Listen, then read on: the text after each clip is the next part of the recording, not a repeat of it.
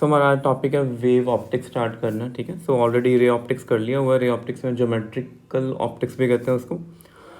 उसमें हमने basic principle of geometry से macroscopic behaviour of light study किया था, जो हम विजिबल आई से नेकेड आई से देख सकते हैं। जिसमें हमने देखा कि लाइट स्ट्रेट पाथ में ट्रैवल करती है, अगर मीडियम चेंज नहीं होता, तो अगर मीडियम चेंज हो बेंड हो जाती है। All experiments were done and seen with the naked eyes and by use of some optical instruments. But अब हम माइक्रोस्कोपिक लेवल पे जाएंगे कि लाइट अगर वेव है तो वेव नेचर के अकॉर्डिंग कौन कौन से इवेंट उसके एक्सप्लेन कर सकते हैं। तो इसमें ना एनसीईआरटी बुक पढ़े तो न्यूटन्स की कॉर्पसल थ्योरी पहले बताई हुई है कि न्यूटन ने कहा था कि लाइट कॉर्पसल है, स्मॉल पार्टिकल, जिनको हम करंट एरा में जो फोटोन्स उनसे कंपेयर कर सकते हैं।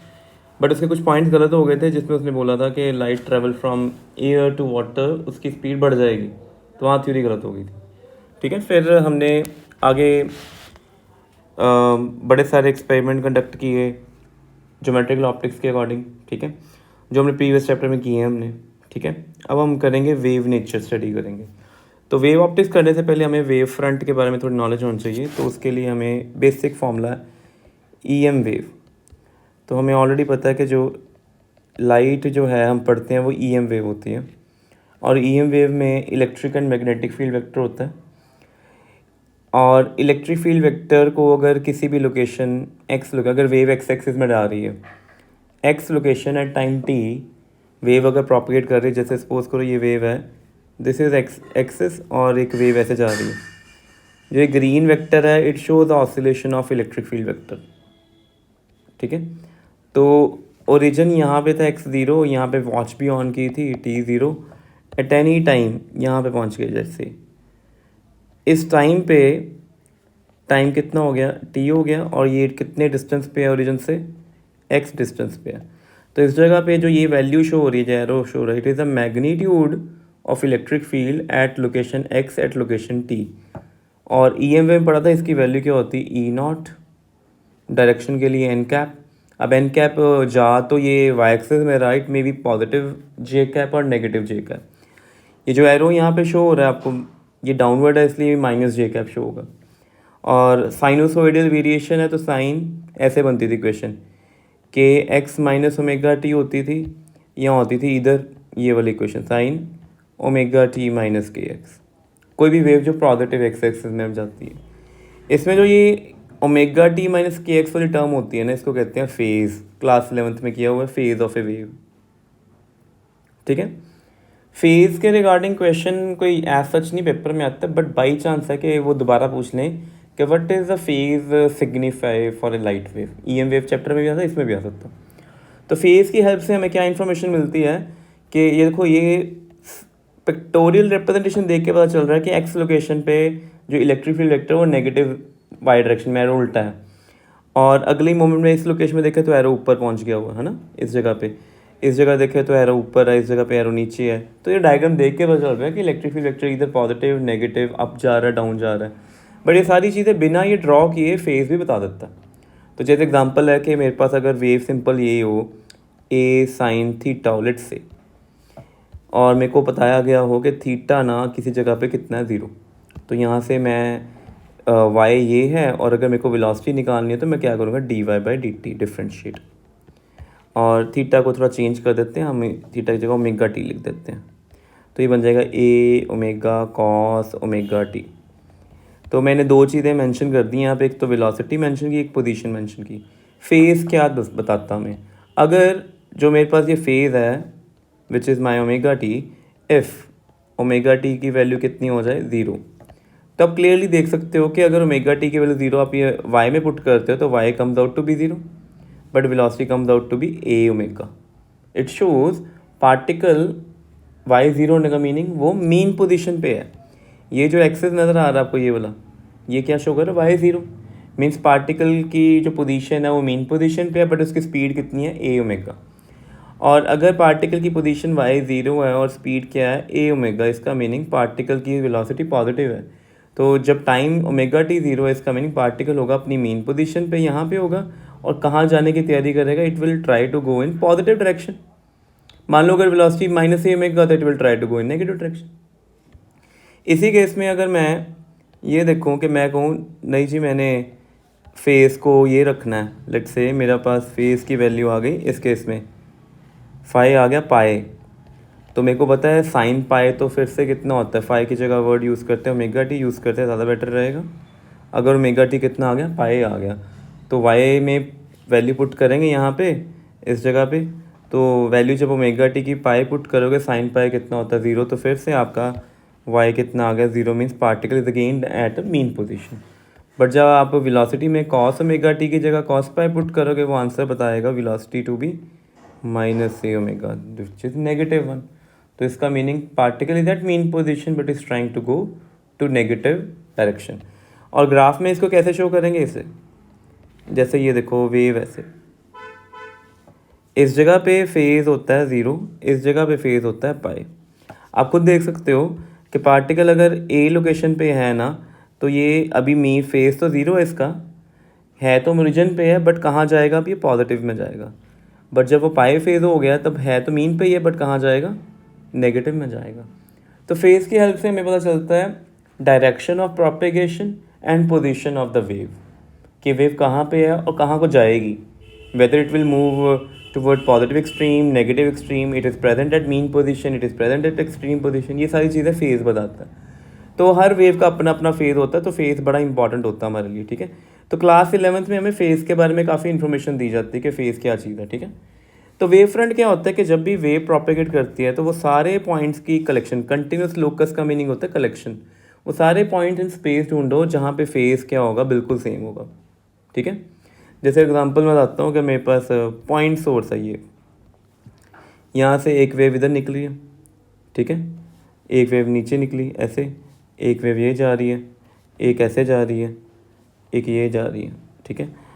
बेटर से कि मैं यहाँ पे पहले सर्कल ड्रॉ कर देता, सर्कल ड्रॉ कर दिया।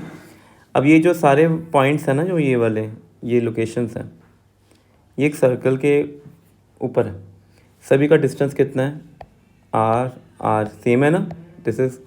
और अगर यहाँ टाइम t इक्वल टू 0 से वेव निकलती है और टाइम t पे ये वेव पहुँचती है स्पेस में, तो ये आर क्या होगा, सी टी, कितना होगा, स्पीड इनटू टाइम। तो सी टी ये भी कितना होगा, सी टी ये भी कितना होगा, सी टी ये भी कितना होगा, सी टी, सारे कितने हैं, सी टी। सो वेव जो यहाँ से निकली है, यहाँ से शुरू हुई, मान लो ये एक वेव हुई, 1.5 वेव, यहाँ से भी वेव निकली, एक वेव निकली 1.5, यहाँ से भी वेव निकली 1.5, यहाँ से भी वेव निकली 1.5, यहाँ से भी निकली 1.5, ठीक है। हर जगह पे 1.5 वेव कंप्लीट हो रही है। अब कुछ चीज़ें हमें लर्न करनी होती हैं। एक वेव जो कंप्लीट होती है, स्टार्ट होती है 0 से, साइन कर्व की बात कर रहा हूँ, सेंड यहाँ पाए, यहाँ 2 पाई फेज़ होता है। फिर जब वो 1.5 के बाद आगे चले जाती है तो फेज़ कितना हो जाता है, 3 पाई, ठीक है।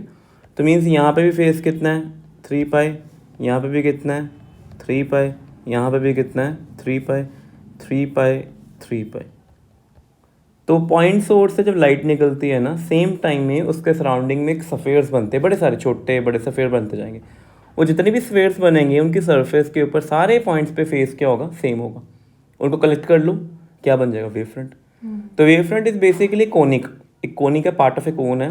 उसमें आपके पास कोनिक नाम है, वर्ड एक्चुअली यूज़ करें, it is part of A 3 dimensional figure जिसके सरफेस के हर एक पॉइंट पे फेस क्या होगा, सेम।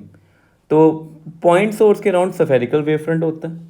और अगर मान लो मेरे पास सोर्स ऑफ लाइट कैसा है, लाइन है, तो इसके अराउंड मेरे पास कैसा वेव फ्रंट बनेगा, सिलेंड्रिकल। सिलेंडर से ये डिस्टेंस ऊपर, ये डिस्टेंस नीचे, इधर इधर, ये सारे डिस्टेंस क्या हैं, they all are same, they all are same.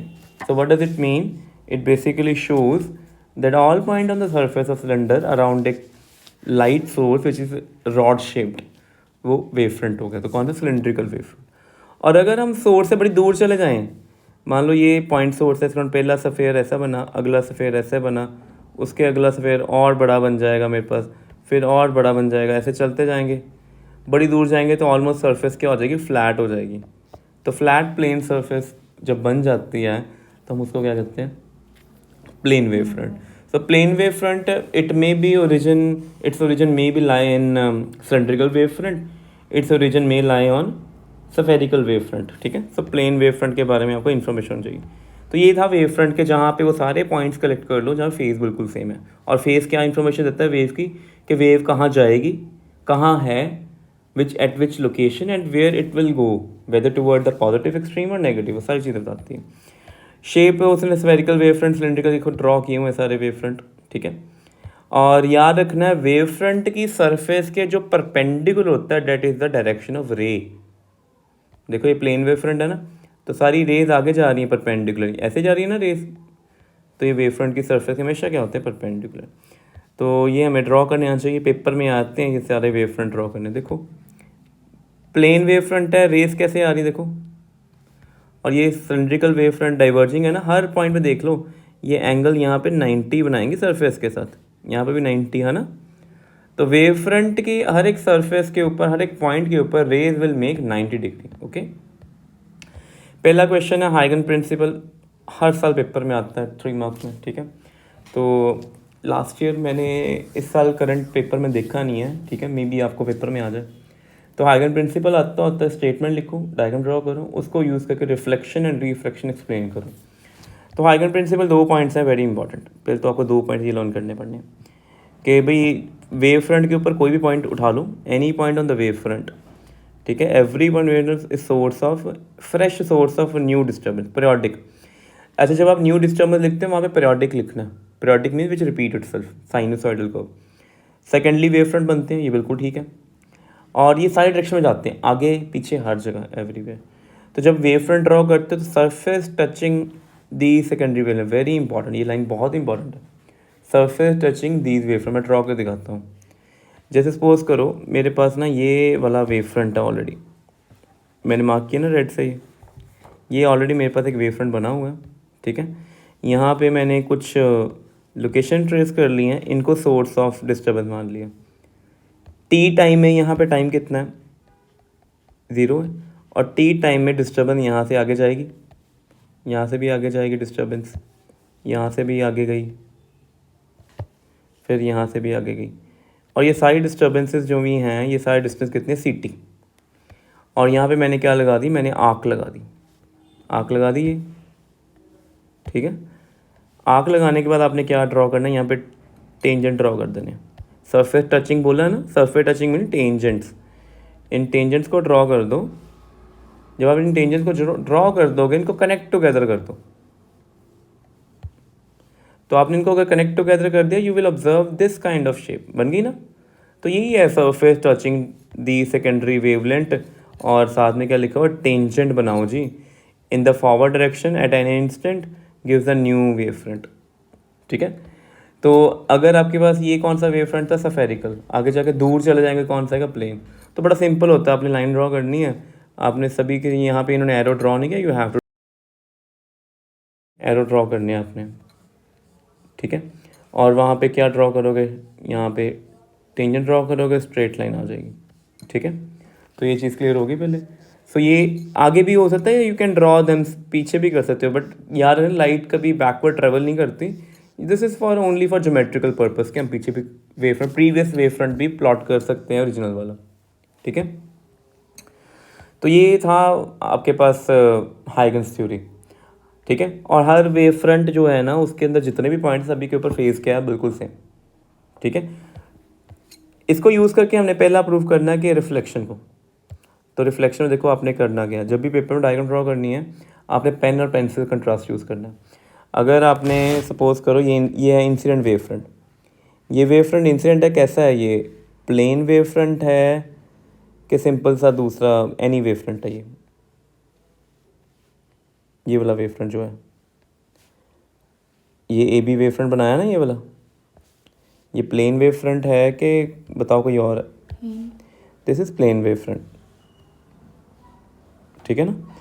Plane wave front का एक पार्ट ए पे हिट कर गया टी कितने टाइम पे, टी इक्वल टू 0 पे, और जो दूसरा पार्ट बी से जाना है ए तक उसको टाइम लेना टी, तो उसने कितना डिस्टेंस ट्रैवल करना है, सी टी।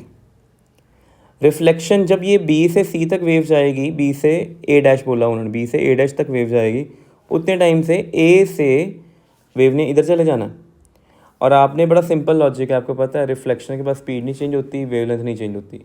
तो जितना डिस्टेंस बी से ए तक ट्रैवल होना ना, उतने डिस्टेंस की आंख आपने ए से लगा दी यहाँ पे, ठीक है। तो ये सारी चीज़ें, ठीक है। तो ये जो आंख लगाई ना यहाँ पे देखो, ये जो आंख लगाई है यहाँ पे, ये वाली, ये आंख कितनी है, ये भी सी टी है और ये भी बी ए डैश भी सी टी था। तो आपने साइड में लिख देना है कि बी ए डैश भी सी टी है और ए बी डैश भी क्या है, सी टी, ठीक है। और जितना वेव फ्रंट, जितना फेज़ ए डैश पे ना, उतने ही फेज़ कितना ना बी डैश पे, इनको ज्वाइन कर लिया, ये आपके पास क्या बन गया, रिफ्लेक्टेड वेव फ्रंट। और इंसिडेंट एंगल यहाँ पे नॉर्मल के साथ बना आए। अब आपको पता होना चाहिए कि दो लाइंस में जितना एंगल होता है उनके परपेंडिकुलर्स में भी क्या होता है, सेम एंगल, ठीक है। उसका रीज़न क्या होता है कि you can see these two triangles, ये दोनों ट्रायंगल सिमिलर हैं, वर्टिकली ऑपोजिट एंगल 90 90, ठीक है। तो थर्ड एंगल भी इक्वल। तो अगर मेरे पास ये लाइन और ये दोनों आपस में परपेंडिकुलर ना, ब्लैक, ठीक है ना, तो इस लाइन के इसके साथ कितना एंगल बनाया आए, ये ब्लू वाले आपस में परपेंडिकुलर है। अगर ये एंगल आए है ब्लैक और ब्लू में, तो ये वाला एंगल भी कितना होगा, ये वाला पूरा एंगल, ये भी कितना होगा, आए। तो लेबल कर ली डायग्राम। तो जब भी आपने पहले लेबलिंग कर ली सारी अच्छे से, अब आपने पेपर में जब डायग्राम ड्रॉ करनी है तो आपने एक चीज़ माइंड में रखनी है कि आपने इंसिडेंट वाले को सारे को पेन से ड्रॉ कर दो यहाँ तक पार्ट, ठीक है। बाकी सारा रिफ्लेक्टेड वाला पेंसिल से कर दो, ताकि एग्जाम में पता चल जाए कौन पेन है कौन पेंसिल है। और सेकेंडली आपने डायग्राम से जब मेन लॉ ऑफ रिफ्लेक्शन क्या होता है, I equal to are prove करना होता है। थ्योरी लिखनी पड़ेगी कि हाँ भी वेव हमें पता हाइगन प्रिंसिपल है, ए बी के ऊपर सारे पॉइंट्स आपके पास कौन से हैं, वो सारे नॉर्मल डिस्टर्बेंस वाले पॉइंट्स हैं, आपने वहाँ पे क्या ड्रॉ करना है, टेंजेंट वगैरह ड्रॉ करने होते हैं, सारा लिखो।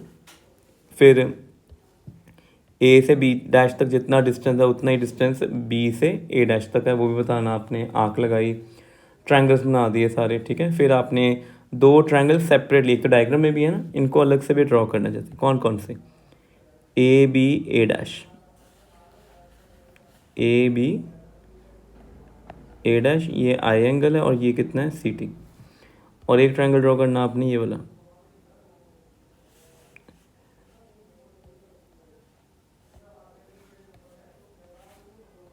ए डैश बी डैश,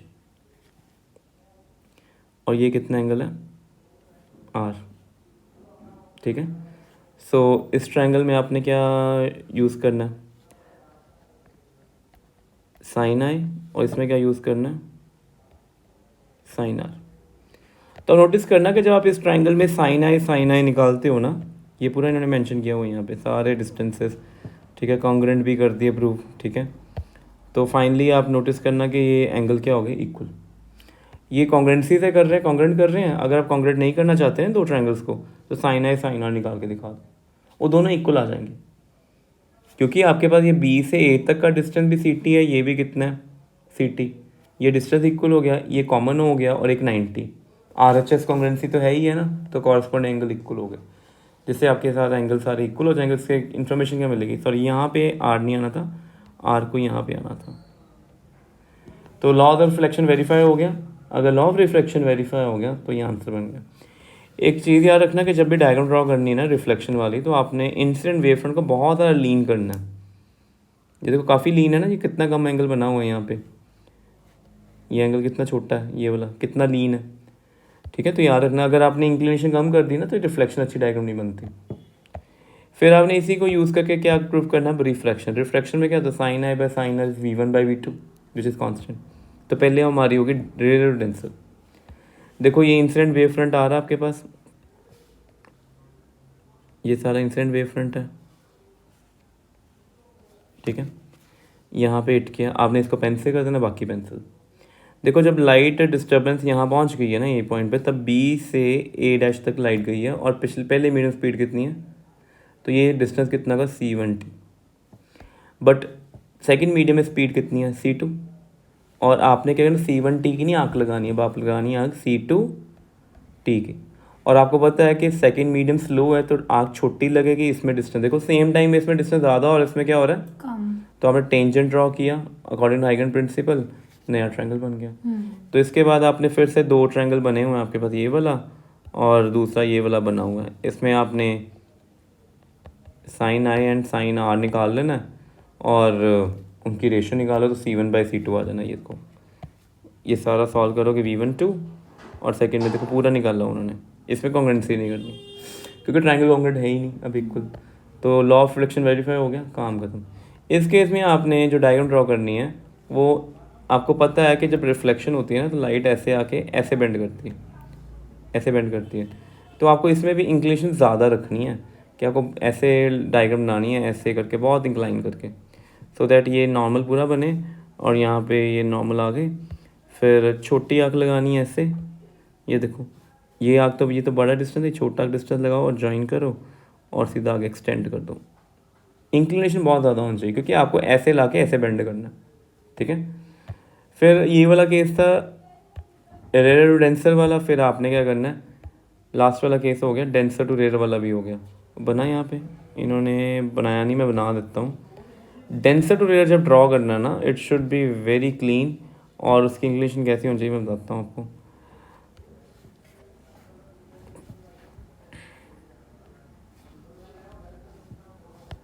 तो डेंसर टू रेयर में आपने क्या करना है, पहले मीडियम। अब आपको पता है डेंसर टू रेयर लाइट ऐसे आके अब ये बेंड होती है ना, तो अब इंक्लिनेशन करना बहुत कम, ऐसे कर लो, ये नॉर्मल हो गया, ये नॉर्मल आ गया यहाँ पे,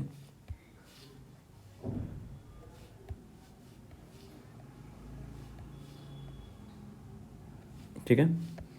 और क्योंकि ये ए है, ये कौन सा पॉइंट है बी, ठीक है। तो लाइट रे को अब स्पीड ये जो बी से ये ए डैश तक जाना ना, बी से ए डैश, वो होगा C1T। इसमें C1 स्पीड है, इसमें कितनी है, और C1 लेस है C2 से, ठीक है। सेम टाइम में जो बी ए डैश इतना है, जो ए से बी डैश तक जाएंगे वो होगा C2T और वो ज़्यादा होगा, ठीक है। तो आपको आँख थोड़ी लंबी रखनी पड़नी, लंबी रख दी यहाँ पे, ठीक है। फिर आपने इसको ज्वाइन कर दिया, ठीक है, और इसके साथ ही आगे एक्सटेंड कर दो, बिल्कुल पैरेलल, ठीक है, बिल्कुल पैरेलल होना चाहिए।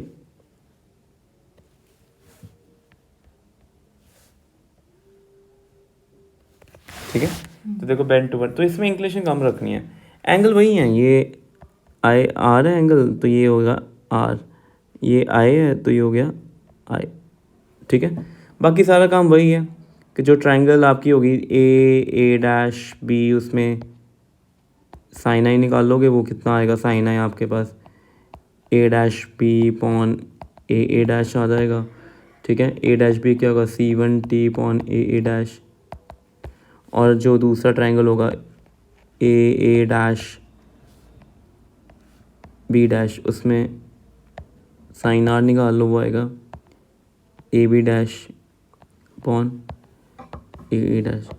सो ए बी डैश कितना आ गया आपके पास, C2T पॉन ए डैश। फिर दोनों को साइन आई अपॉन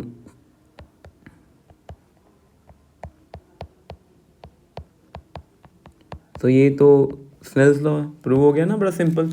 डायग्राम बहुत अच्छी होनी चाहिए, कंट्रास्ट से बनानी है पेन पेंसिल यूज़ करके, ताकि एग्जामिनर को पता लगे। जैसे मैंने ब्लू यूज़ किया इंसिडेंट के लिए, ग्रीन यूज़ किया रिफ्लेक्टेड के लिए, तो आपने पेन पेंसिल कंट्रास्ट यूज़ करना है, ठीक है।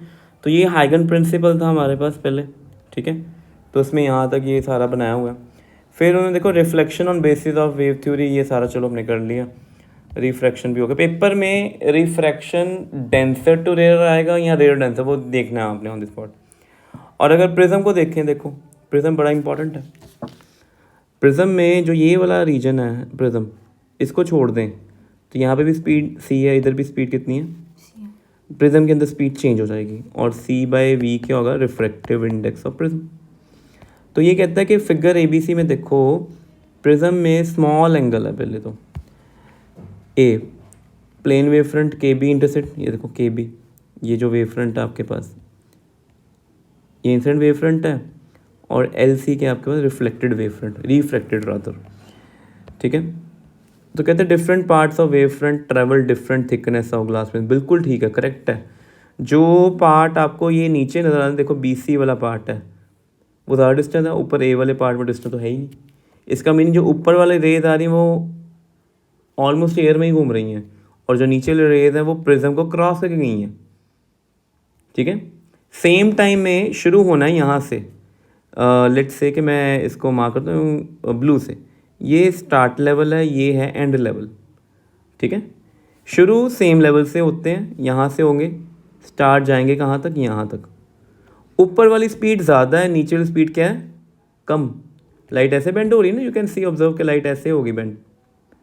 तो अगर यहाँ से यहाँ तक जाते हैं तो ऊपर ज़्यादा डिस्टेंस कवर किया, नीचे कम किया हुआ है। क्यों किया नीचे कम, क्योंकि नीचे हम प्रिज्म से क्रॉस कर गए, और प्रिज्म में जब क्रॉस किए तो लाइट की स्पीड कम हो गई थी। क्या ऊपर से टॉप से क्रॉस किए हैं प्रिज्म के अंदर, तो इसलिए इसका मीनिंग लाइट को अगर आपने इसे टर्न करना हो प्रिज्म में से पास करवा दो, ठीक है। तो ये सारा लिखा हुआ है as the speed of light in the material prism जो भी है, they mention in the prism is less than the speed of light in air, therefore the emerging prism will see एल वेयर। तो ठीक है, सो ऊपर वाली वेव ने कितना डिस्टेंस, के ए प्लस ए एल, नीचे ने क्या किया उतने टाइम में बी सी किया। के ए प्लस ए एल तो स्पीड तो बड़ी सिंपल है, वो तो सी है, और ये स्पीड कितनी है, वी है। तो टाइम तो क्या लगा, टाइम तो सेम लगा। तो time is clearly inversely proportional to the speed, ठीक है। और टाइम को सेम रखने के लिए बड़ा सिंपल लॉजिक है। टाइम क्या है, डिस्टेंस अपॉन स्पीड है ना। डिस्टेंस ज़्यादा है तो स्पीड भी ज़्यादा, डिस्टेंस कम है तो स्पीड भी कम है। तो प्रिज्म के अंदर देखो, नीचे रे ने प्रिज्म के अंदर कितना डिस्टेंस कवर किया, बी सी। ऊपर ले प्रिज्म में तो किया ही नहीं कवर, उसने तो के ए और ए एल दोनों एयर में किए हैं, और वो बड़ी जल्दी पहुंच गई है, ज़्यादा डिस्टेंस कवर कर गई, बी सी नीचे कम है। तो प्रिज्म में जब रिफ्रैक्शन होती है, लाइट बेंड डिवर्ज कर वो करती है, डेविएट करती है, तो ये लाइट डेविएट ही हो रही। फिर लेंस का बिहेवियर प्लेन वेव फ्रंट में क्या होगा, बड़ा सिंपल लॉजिक। ये कौन सा लेंस है, कन्वर्जिंग लेंस। देखो पहले कौन से वेव फ्रंट आ रहे हैं, ये वाले प्लेन वेव फ्रंट आ रहे हैं ना, हिट करने के बाद क्या हो गए, सफेरिकल, छोटे छोटे होते गए, देर ठीक है ना, कन्वर्जिंग। और अगर मेरे पास ये वाला मिरर आ गया, देखो प्लेन वेव फ्रंट आया, कौन सा मिरर है, कनकेव है ना, कनकेव तो कन्वर्जिंग होता है ना। तो लाइट रे ऐसे आ रही सामने, है ना, और रिफ्लेक्ट हो गए ऐसे पहुंच गई, तो फाइनली आपके पास क्या मिल, तो ये ऐसे छोटा छोटा होता है वो, ठीक है। तो ये very important. So when monochromatic light incident on the surface pattern, ये लिखा हुआ है, why does the reflected have same frequency, very important. Same frequency की होती है, फ्रीक्वेंसी याद रखना, it is a fingerprint of a wave, ये कभी चेंज नहीं होती। सो फ्रीक्वेंसी में depend only on the source, जो सोर्स से निकल गई बस, सोर्स। जैसे मैं बोल रहा हूँ, मेरी साउंड की फ्रीक्वेंसी मेरे जो वाइब्रेटिंग कॉलम है ना लिरिक्स में, उस पर डिपेंड करती है, वो मीडियम पे डिपेंड नहीं करती। चाहे मैं मून पे जाके बोल दूँ, वहाँ पे मीडियम है नहीं है, वैक्यूम बोल दूँ, मेरी फ्रीक्वेंसी नहीं चेंज होगी, वेवलेंथ में चेंज और स्पीड में चेंज। ऐसे लाइट वेव ट्रैवल करती है रेयर से डेंसर मीडियम में, तो स्पीड डिक्रीज होती है, तो हमें पता ही है स्पीड डिक्रीज क्यों करती है जी। तो इसका mean no energy carried by the wave does not depend, energy तो सेम ही है। और हमने रिफ्रैक्शन में पढ़ा हुआ है कि जब लाइट एक जगह से दूसरी जगह जाती है, it transport energy in shortest possible time. So अगर लाइट ने एक जगह से दूसरी जगह जाना है, यहाँ से ए पॉइंट से बी तक, तो लाइट का एम होगा कि शॉर्टेस्ट पॉसिबल जाए। तो अगर लाइट यहाँ पे स्पीड v1 है, यहाँ पे v2, और v1 में स्पीड ज़्यादा है v2 में, तो light will travel more distance in the faster medium and less distance in the slower medium. तो इसलिए लाइट क्या होगी, medium bend toward the normal, ठीक है। तो लाइट का एम है एनर्जी ट्रांसपोर्ट करना शॉर्टेस्ट पॉसिबल टाइम में। तो ये था पहले हाइगन्स प्रिंसिपल, जिससे रिफ्लेक्शन रिफ्लेक्शन एक्सप्लेन हो जाते हैं। इसके बाद हमारे पास बियॉन्ड टॉपिक है नया, जिसमें हम इंटरफेरेंस पढ़ते हैं, ठीक है, वो हम नेक्स्ट क्लास में